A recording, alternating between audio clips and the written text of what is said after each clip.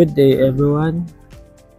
Today po, topic po natin yan is DSLR boot filter tutorial or adding filter sa ating mga photos.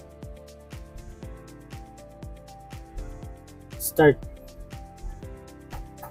Open natin yung DSLR boot. Yan.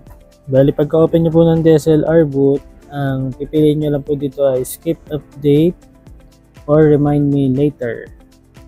So bali, ang gamit pala natin dito version ng DSLR boot ay version 7.49 or DSLR boot version 7.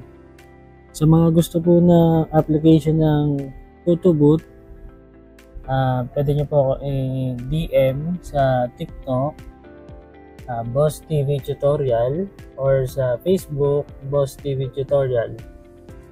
Reply ako po kayo doon kung gusto nyo po ng application ng DSLR boot. Tapos nagbibigay ako ng freebies ng template ng photo boot at Photoshop na latest version ng 2025. Kapag open nyo nga ng DSLR boot nyo, pagka-install, skip update nyo na po or remind me later. Tapos open tayo ng event, launch tayo. Tapos para makita nyo yung setting, pindutin nyo lang itong drop down. Hit nyo lang. Tapos punta tayo sa effects and sticker.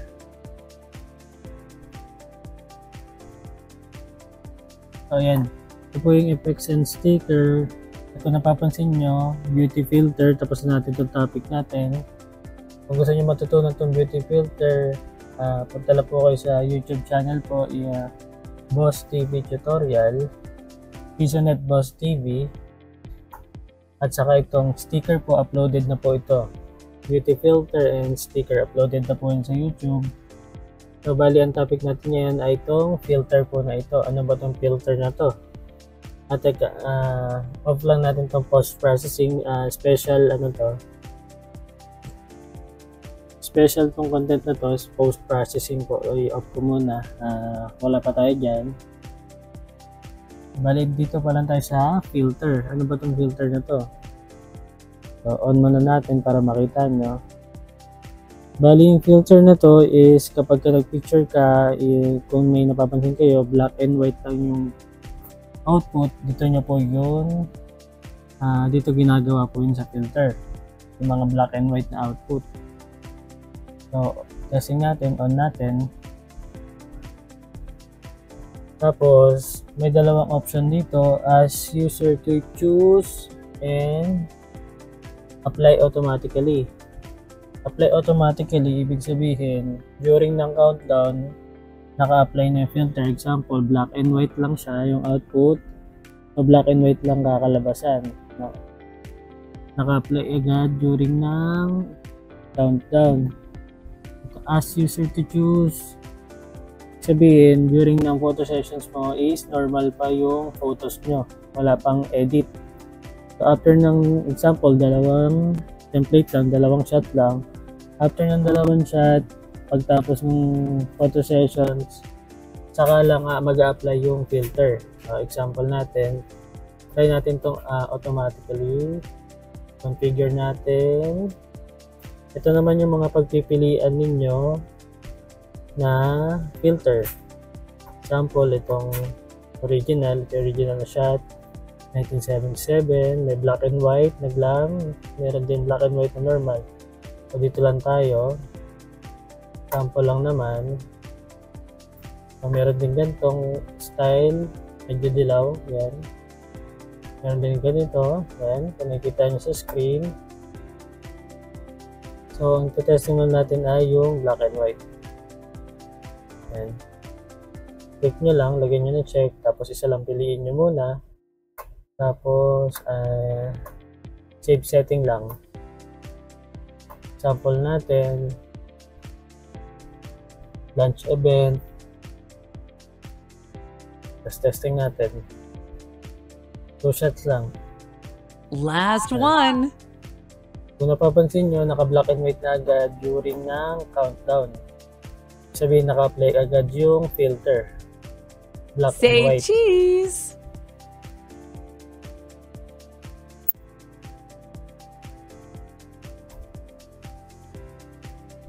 Ooh, looking good. Share So, your ayun yung photos. output. Black and white lang po siya. Pero yung frame na ginawa niyo or yung layout, kung anong kulay po nun, yun pa rin po. Thank you. Balik tayo. So, testing naman natin tong ask user to choose. For example, dalawa yung pinlik nyo or dalawa yung option nyo ng filter. Example natin, configure. So, ito yung kanina, black and white. So, pili pa tayo ng isa. Ito yung dilaw para kitang kita. So, dalawa po yan. Pwede rin tatlo, apat. Pero dalawa lang muna. Testing natin or sample natin. Then, save setting lang po. Tapos, launch yung event.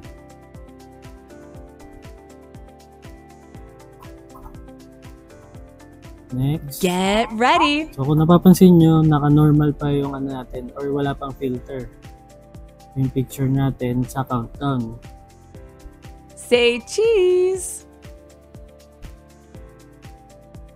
And tapos after ng session, ng photo sessions nyo, saka pa lang kayo Select an mamimili effect. ng filter or ng effect. Example, itong black and white or itong dilaw. Ayan. So, testing natin yung dilaw. Then, next nyo lang po. Ooh, looking good. So, kung Share ano your yung pinili mong photos. filter or effect, yan yung magiging mapiprint na output. Okay. So, done natin. Thank you. So, testing pa tayo ng isa. Effects and sticker, tapos configure lang. Dagdag tayo ng isa pa. Ito. Itong Nashville. So, tatlo. Save setting lang, tapos abay, launch event.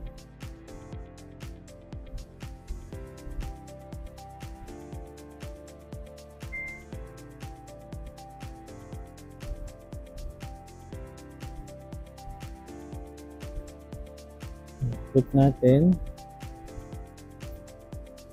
Last Yan. one.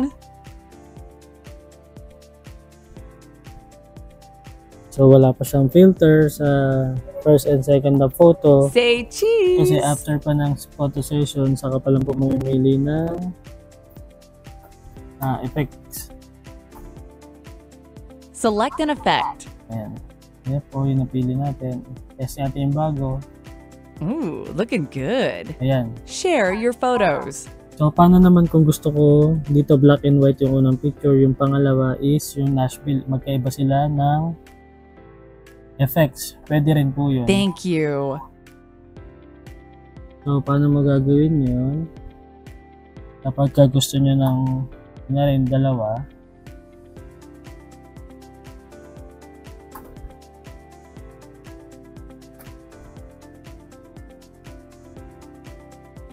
example, ito, black and white, tapos yung isa naman may kulay. Paano nyo po gagawin yun? Pwede rin po yun. Thank you. So, ito siya. Ayan.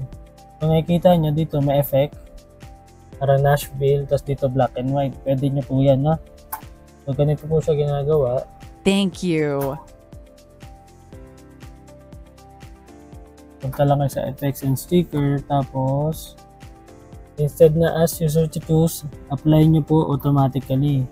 Tapos, since dalawa lang yung template nyo or dalawa lang yung picture na kukunan, pili lang kayo ng dalawang effects. For example, tanggalin natin tong Nashville, tira natin tong madilaw or yung Lord Calvin, saka isang black and white. So, dalawa lang yan. So, save setting nyo lang. Tapos, testing natin. Get ready. So, una, black and white. Yung pangalawa, may kulay na siya. Last Ganun one. kapag apply automatically ang gagawin nyo. Ayan. Ooh, looking So, good. yan Share lang sa your kadali photos. para pag gusto niyo magkaibang kulay. Tapos, Thank you. next topic natin,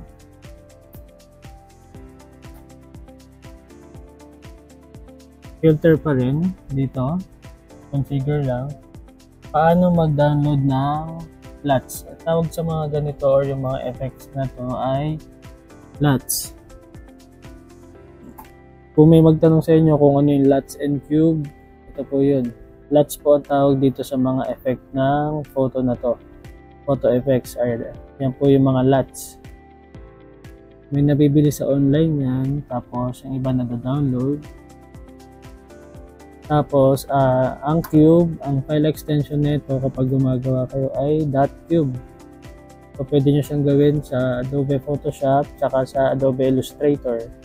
I-save nyo siya ng Cube para maging, kung napapansin nyo, may button dito, Add Filter.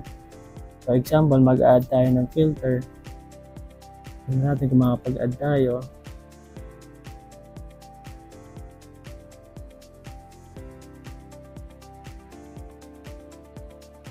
Ito yung new LUTs. Example, ito, may na-download akong LUTs. Example natin itong 25. Ayan. Hanapin natin. So, kung napapansin nyo, ito yung download ko.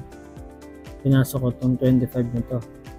So, yung mga nilagay nyo, pwede nyo rin siyang burahin. Example, burahin natin itong LUTs na to. So, LUT 1, yung number 25, burahin ko. Number 6, so, yun na lang natitira yung filter. Ayan.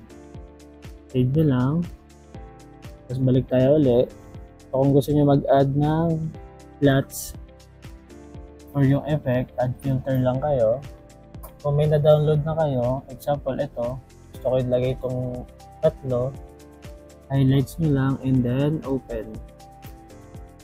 Tapos, mag-generate na siya ng kusa. So, ito na yung nilagay natin, 23, 24, 25. Ano lang po. So, paano mag-download naman ng LUTs? So, tingin tayo kung may makikita tayong libre na LUTs. Tingin tayo sa internet, save muna natin to. So, pagka magda-download kayo, punta muna kayo sa Google. So, try nyo mag-search.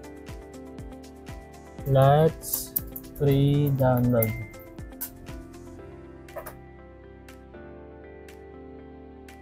So, hanap lang kayo ng libre. Ito. Free LUTs or sa free presets. Free LUTs. Click natin.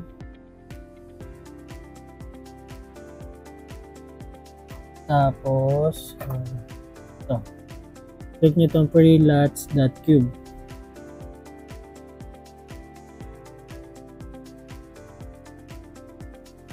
So, sample ito. Kung may makulay, click natin. Kung mag-download natin siya or yung ng libre.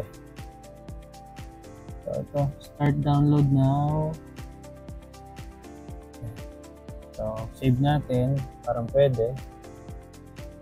Tapos, punta lang kayo sa download. So, ito yung dinownload natin. Gawa tayo ng folder. Let's enable natin. Let's download.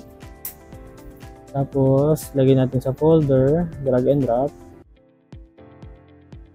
Extract nyo lang po. So, tignan natin ang itsura ng LUTs nila.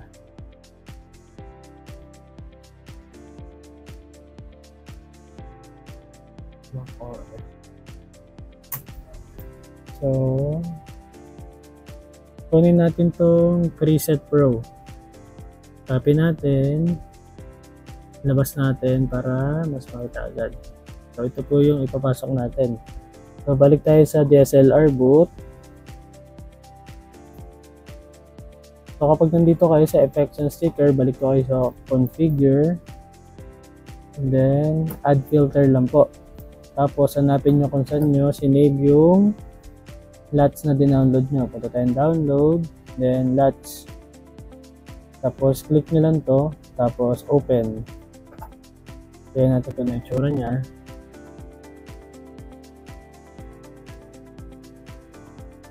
Pangalan niya ay Reset Pro. So, nasan siya? Ito po siya, Reset Pro. Para normal lang. So, hanap kayo niyan. Ibig sabihin, pangit yung na-download mo. Hanap po kayo ng ibang LUTs. Yung maganda. Kasi ito, parang simple lang siya. Oh. Simple lang siya. Parang normal lang. Yan. So, pwede nyo siya i-delete pag ayaw nyo siya. Click nyo lang itong basket or parang trash can. Yan. Hanap po kayo ng iba pa.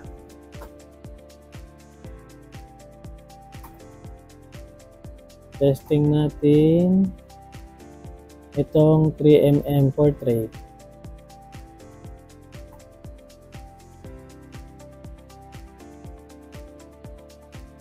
So, save lang natin.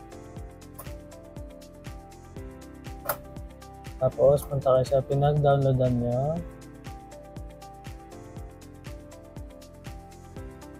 So, ito, lagyan natin sa loob ng download na folder. Right? Then, ito yung bagong download natin. Burayin natin itong iba. Pangit naman yan. Right-click nyo lang itong dinownload, then extract here. Pag na-extract nga, punta kayo dito sa may portrait na LUT. So, pasok po kayo dito. Hanapin nyo po itong .cube. Then, cut natin. Save natin siya sa labas para mabilis makita. Parayin na natin to. So, ayan. Balik ulit tayo sa DSLR boot, then add filter. Tapos, hanapin yung dinownload natin. Ito, yung 35mm portrait tube.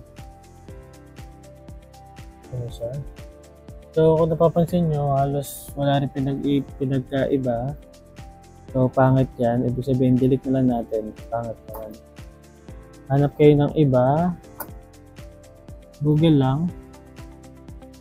Sa Google. Hanap tayo ng iba.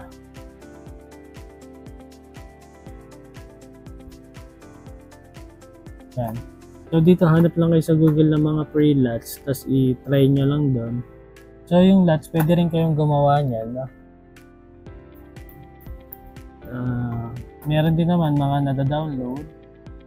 Sa akin, example, ito. Meron ako sa may G drive ko ng mga LUTs.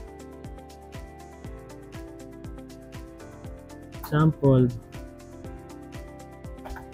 punta ako sa drive ko. So, ayan. Hanap ako ng LUTs. So, kung meron kayo sa sa mga drive nyo, pwede rin siya ma-download or may mga nabibili. Example, ito. Meron akong LUTs dito.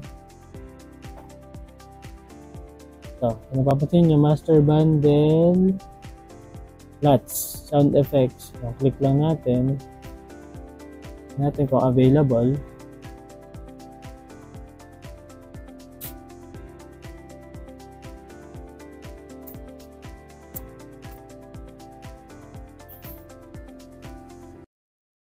Okay lang natin to. So, click natin kung na-open. So, wala siyang laman, no? So, may error yung ating drive ngayon. So, skip na lang natin yan. Turuan ko na lang kayo kung paano gumawa ng LUTs. So, save muna natin to. Paano gumawa ng LUTs from scratch? Tapos, may Adobe Photoshop kayo. Click nyo lang. Open tayo ng Adobe Photoshop.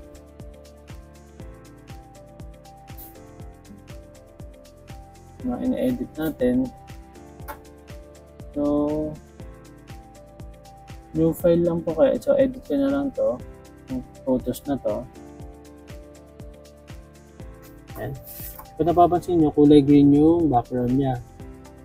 So, gusto natin mangyari is parang medyo autumn or yung medyo mapula-pula. So, para gawin yun, gagawin nyo, nakita nyo ito sa baba. Ayan. Punta lang tayo sa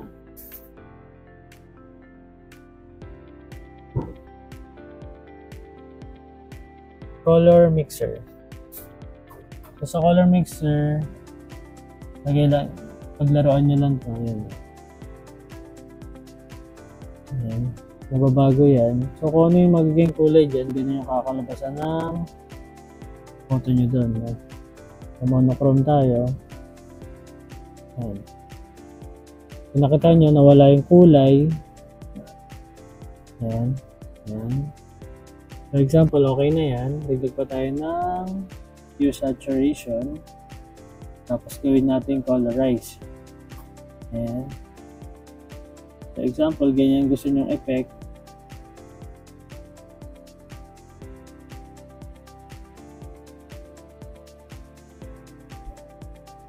Gusto nyo medyo kulay blue yung picture ng output paglabas. Ayan. For example, ganyan gusto nyo effect, kulay blue. Ayan. Para i-save nyo, punta lang kayo sa file. Tapos, export. Tapos, punta lang po kayo sa color lookup tables. So, kung napapansin nyo, ito yung description. So, save nyo lang yan. Ganyan. Blue.lat. Blue LUTs. Wala. Tapos, punta po, ito kung napapansin nyo, 32. So, yan na po yung standard. Medium lang. Then, click nyo tong cube na to para maging extension niya ay cube. Tapos, okay nyo lang po. Tapos, save nyo kung saan nyo sa gustong ilagay. So, lagay natin blue LUTs ko. Blue LUTs sample. Then, save nyo lang po. Kapag na-save nyo na yan, close nyo na itong Photoshop. Doon natin. Then, punta kayo sa DSLR boot. Ayan. So, saan nyo ba sinave yung ginawa nyo LUTs? So, sa download natin nilagay, diba? So, tayo sa download. Pangalan niya, Blue LUTs Sample. So, punta tayo sa configure. So, add tayo ng filter. Then, download Blue LUTs Sample. Ito yung ginawa natin. Yung mga kulay blue. So, kung napapansin nyo, kulay blue yung kulay, diba? So, save natin. Then, ito na lang tayo as user to choose. Tapos, configure. Then, click natin to sa selection. Pili tayo ng tatlo. Isa. Black and white, dalawa. Tapos tatlo, Lord Calvin. So, testing natin yung ginawa natin. Launch event. Then, session tayo. Start. Okay, smile.